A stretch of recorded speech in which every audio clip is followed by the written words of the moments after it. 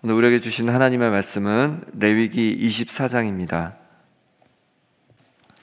레위기 24장은 두 부분으로 이제 나눌 수가 있는데요. 먼저 앞부분에서는 성소에 있는 등잔대와 또 떡상을 정돈하는 방법에 대해서 말씀하고 있고, 그 다음에 10절에서 마지막 23절까지는 하나님의 이름을 모독한 자에 대해서 그 자를 벌주는 장면이 기록되어 있습니다. 먼저 성막은 두 부분으로 나눌 수 있는데요, 성소와 지성소로 나눌 수 있습니다. 이 성소에는 세 가지 기구가 있습니다. 뭐가 있냐면 등잔대가 있고, 또 불을 피우는 등잔대가 있고, 그리고 떡을 올려놓는 떡상이 있고, 또 향을 피우는 향단이 있습니다.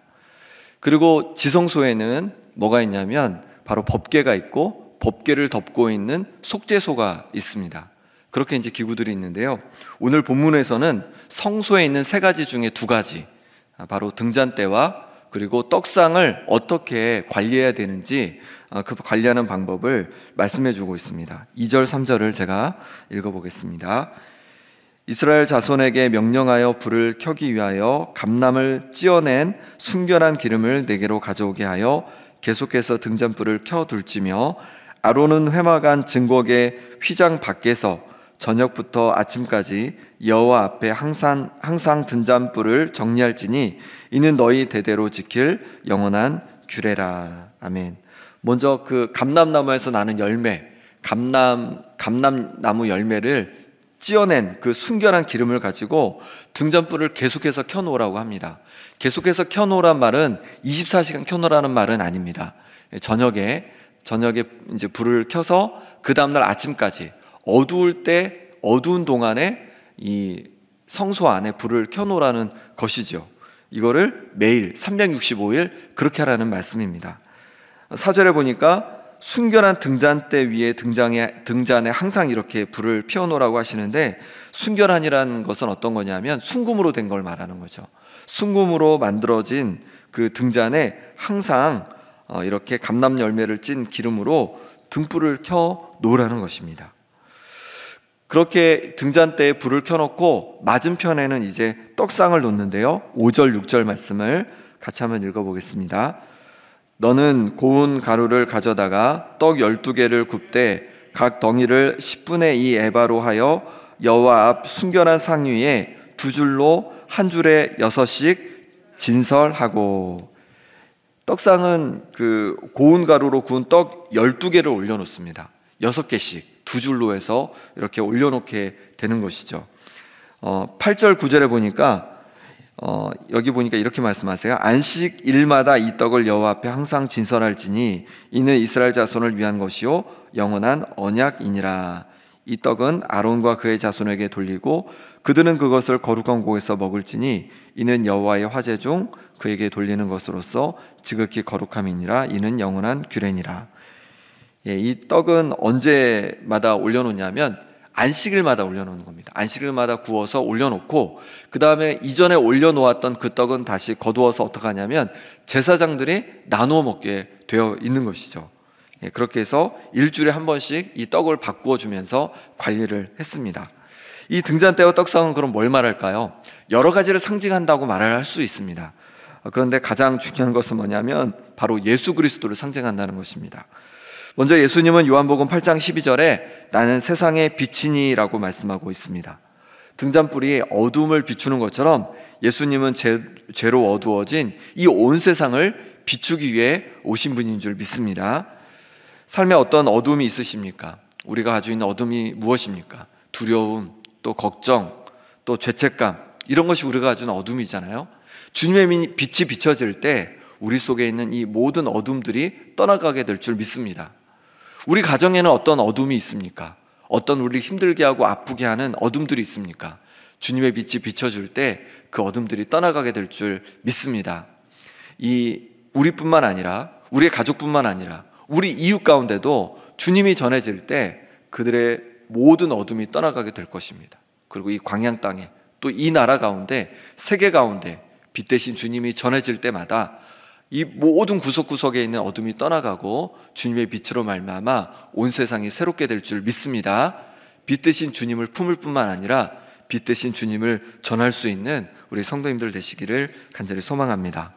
예수님은 또한 떡으로 오신 분이라고 말씀하십니다. 요한복음 6장 35절에 나는 생명의 떡이니 내게 오는 자는 결코 줄이지 아니할 터이요 나를 믿는 자는 영원히 목마르지 아니하리라 말씀하십니다. 예수님이 생명의 떡으로 우리에게 오신 분이에요. 그러니 예수님은 우리의 배고픔과 목마름을 채워주시는 분이십니다. 물론 여기서 배고픔과 목마름은 우리의 육신의 배고픔과 목마름을 말씀하시는 것은 아닙니다. 바로 우리 영혼의 배고픔과 목마름을 채워주시는 분이라는 겁니다. 하나님은 인간을 창조하실 때 영적인 존재로 창조해 주셨습니다. 영적인 존재라는 것은 무엇이냐면 영이신 하나님과 교제할 때 행복하고 만족을 누리는 존재로 우리를 창조해 주셨다는 것입니다. 예수님을 통해서, 생명의 떡이신 예수님을 통해서 우리는 우리 영혼의 배고픔과 목마름을 채울 수 있는 것이죠. 성만찬이 그것을 상징하고 있습니다. 우리 영혼의 떡 대신 주님을 우리가 먹고 마실 때 우리 영혼은 참 만족을 맛보게 되는 것입니다. 생명의 떡 대신 주님을 먹고 마시는 우리 성도님들 되시기 바랍니다. 그럼 어떻게 우리가 생명의 떡 대신 예수님을 먹고 마실까요? 예수님을 우리 마음의 구주로 영접하고 그리고 예수님의 말씀대로 순종하며 나아갈 때 우리는 예수님을 먹고 마시는 것입니다. 이렇게 예수님을 먹고 마심으로 말미암아 영혼의 만족을 누리며 사는 우리가 될 수 있기를 소망합니다. 이렇게 하나님께서 등잔대와 떡상에 대해서 말씀하셨을 때 한 사건이 발생합니다. 10절 11절 말씀을 같이 읽어보겠습니다. 이스라엘 자손 중에 그의 어머니가 이스라엘 여인이요 그의 아버지는 애굽 사람인 어떤 사람이 나가서 한 이스라엘 사람과 진영 중에서 싸우다가 그 이스라엘 여인의 아들이 여호와 이름을 모독하며 저주함으로 무리가 끌고 모세에게로 가니라. 그의 어머니의 이름은 슬로미시요 단지파 디브리의 딸이었더라.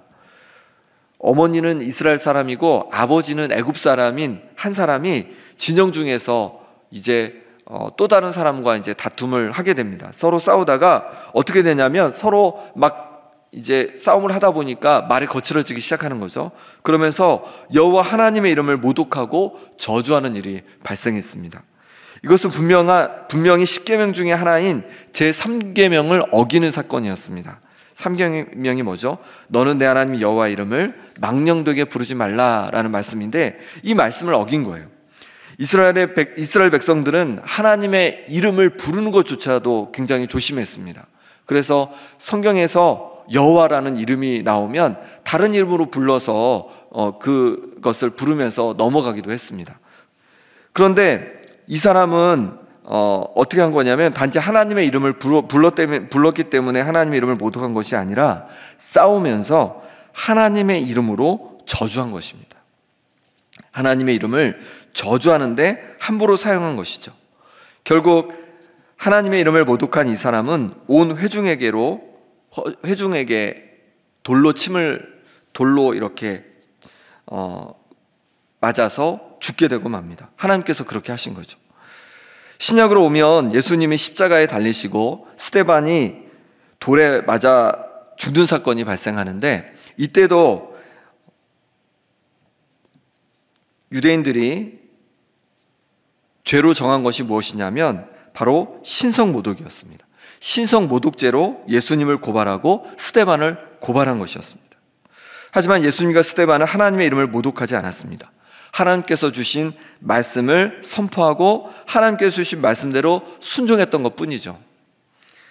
우리도 하나님의 이름을 다른 사람을 저주하거나 원망하는 데 사용하는 것이 아니라 하나님의 이름을 높이는 데 또 하나님 말씀을 순종하며 살아가는 데 그럴 때 하나님의 이름을 사용하는 우리 성도님들 되시기 바랍니다.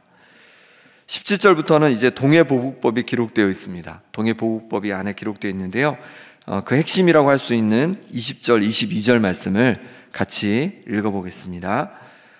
상처에는 상처로, 눈에는 눈으로, 이에는 이로 갚을지라.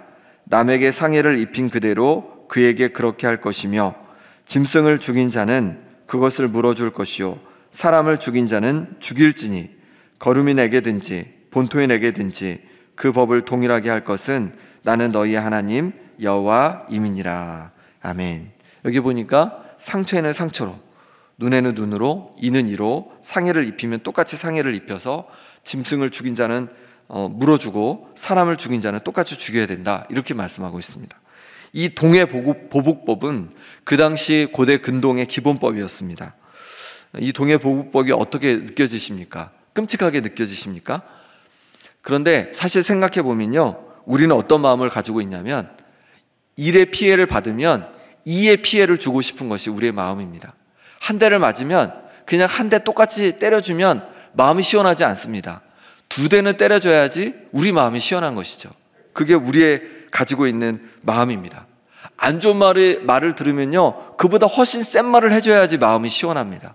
그게 우리가 가진 마음입니다. 그런데 동해보국법은 뭐냐면 딱 받은 만큼, 내가 받은 만큼만 돌려주라는 것이죠. 그러니 이것만 해도 굉장히 훌륭한 법이라고 할 수 있습니다. 그런데 예수님께서는 이 동해보국법에 그치지 말고 더 우리가 나아가라고 말씀하고 있습니다. 마태복음 5장 38절에 또 눈은 눈으로, 이는 이로 갚으라 하였다는 것을 너희가 들었으나 나는 너희에게 이르노니 악한 자를 대적하지 말라. 누구든지 내 오른편 뺨을 치거든 왼편도 돌려대며 또 너를 고발하여 속옷을 가지고자 하는 자에게 겉옷까지도 가지게 하며. 뭐라고 하시는 겁니까? 오히려 악하게 우리를 대하는 사람들에게, 그 사람들에게 똑같이 해를 가는 것이 아니라 오히려 선하게 대해 주어라, 이렇게 말씀해 주고 있습니다. 너희 원수를 사랑하며 너희를 박해하는 자를 위하여 기도하라, 이렇게 말씀해 주고 있습니다. 우리가 받은 상처와 아픔을 똑같이 되돌려 주는 것은 하나님의 뜻이 아닙니다. 구약에서는 이 정도 선이라도 지켜달라고 하신 것이지만 진정 하나님의 마음은 어떤 마음이냐면 용서와 사랑을 원하신 것입니다. 하나님께서는 우리에게 직접 그것을 보여주셨습니다. 바로 십자가를 통해서 보여주셨습니다. 우리가 하나님께 죄를 지음으로 말미암아 하나님과 원수가 되었는데 하나님께서는 오히려 우리의 그 죄를, 하나님과 원수되게 만든 우리의 죄를 용서하시고자 예수님을 십자가에 달려 죽게 해주셨습니다. 당신 하나뿐이 없는 아들을 우리를 위해서 내어주신 것이죠. 하나님께 원수되었던 우리를 위해서 내어주신 것입니다. 이제 하나님의 이 자비하심을 받은 자로서 우리도 우리를 힘들게 하고 아프게 하는 사람들을 똑같이 갚아주는 것이 아니라, 오히려 더 악하게 대하는 것이 아니라 용납하고 용서하고 사랑하는 사람이 되라고 말씀해주고 있습니다. 나를 힘들게 하는 사람이 있으십니까? 나를 아프게 하는 사람이 있으십니까? 똑같이 대해주려고 하는 것이 아니라 너도 당해봐라 라는 마음으로 다가가기보다 예수님의 마음으로 선하게 대해주며 기도해 줄 수 있는 우리가 될 수 있길 소망합니다. 이 시간 우리 함께 기도하겠습니다. 기도하실 때 빛 대신 예수님, 우리 10년 가운데, 우리 가족 가운데, 이 나라와 이 땅 가운데 빛으로 임하여 주옵소서. 생명의 떡 대신 예수님, 생명의 떡 대신 주님을 통해서 우리 영혼에 참 만족을 부어 주옵소서. 또한 원망과 미움의 사람이 아닌 예수님처럼 용서하고 용납하고 사랑하는 하나님의 사람들 되게 하여 주옵소서. 내일 주일 예배 가운데 하나님께서 은혜 부어주시도록 말씀 전하시는 교육자들과 또 모든 봉사하시는 분들 가운데 기쁨으로 봉사하고 또 귀한 예배 온 성도님들 마음을 다해서 예배 가운데 나올 수 있도록 기도해 주시고 우크라이나 땅 가운데 평화를 부어주시도록 이 시간 우리 함께 기도하겠습니다.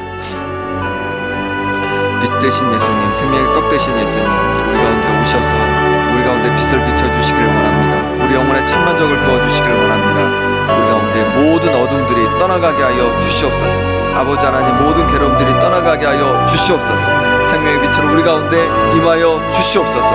아버지 하나님, 우리 가정에 빛 대신 주께서 임하여 주시고 아버지 하나님, 이 땅 가운데, 이 나라 가운데, 온 세계 가운데 빛 대신 주님이 전해지게 하여 주셔서 어두운 구석구석마다 회복되어 가게 하여 주옵소서.